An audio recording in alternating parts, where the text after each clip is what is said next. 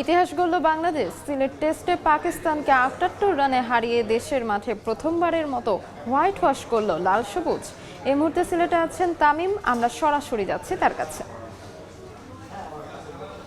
ঐতিহাসিক টেস্ট জয় বাংলাদেশের।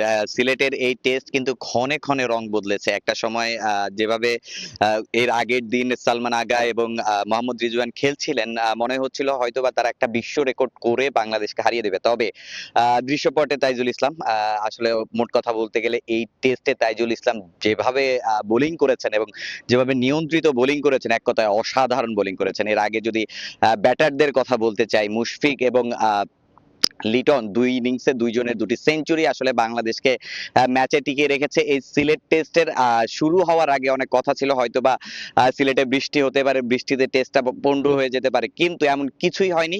শেষ দিন এসে একদম মেঘলা আকাশ থাকলো, শেষ দিন এসে আর কি, বাকি 4 দিন মেঘলা থাকলো, শেষ দিনে অল্প বৃষ্টি হয়েছে, এই যার কারণে 15 মিনিট দেরিতে খেলা শুরু হয়েছে। এছাড়া সিলেট টেস্টে বৃষ্টির কোনো প্রভাবে খেলা বন্ধ হওয়ার নজির ছিল না। তবে এই টেস্ট বাংলাদেশকে যেই লাভ করেছে, আসলে এই টেস্ট জয় বাংলাদেশকে ওয়ার্ল্ড টেস্ট চ্যাম্পিয়নশিপ র্যাঙ্কিংও বাংলাদেশকে অনেকটা এগিয়ে দেবে।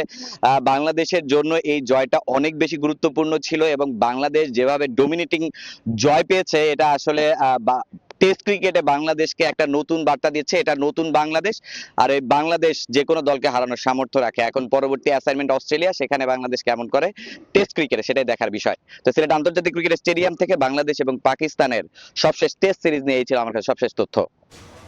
সিলেট থেকে সরাসরি যুক্ত ছিলাম।